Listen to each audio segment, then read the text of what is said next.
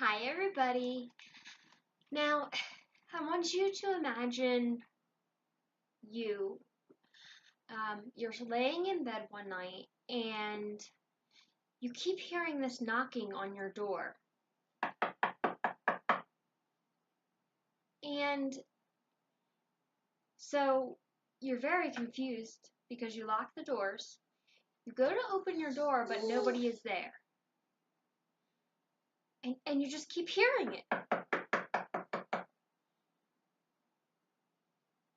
So then you hear people in your house talking and celebrating like they're at a party. And you open your door again and you look around and nothing's there. Imagine this happening for over a month.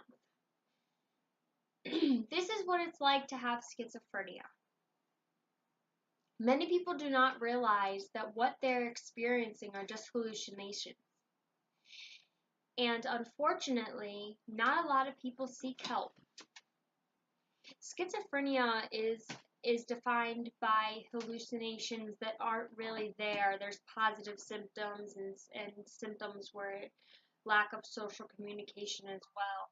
And this is where psychology can help someone that is experiencing schizophrenia.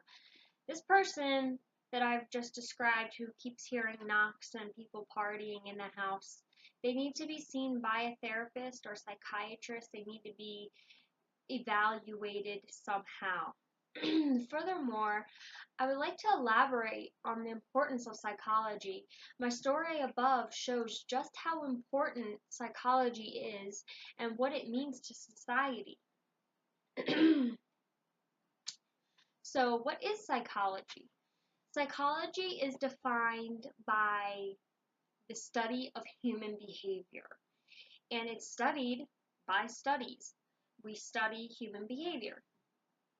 However, these studies of human behavior are lacking because mental illness previously was considered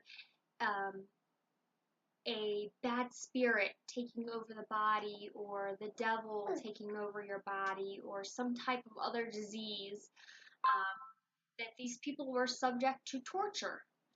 And the last decade or so, people have really began to research the mind and what it entails and what disorders are of the mind. Because this is such recent research, there's a lack of research, meaning there's not enough. We need more psychologists. We need more help. We need more scientists, researchers to help this human behavior and to be able to study it and come up with a lot of studies, so we better understand what each mental disorder does, how to treat it, and how to better help those individuals. Psychology also helps individuals. Like in my story above, this person needs to seek psychiatric help, psychiatry, and therapy. Therapy and medicine combined are effective in treating mental disorders. It is the most effective approach.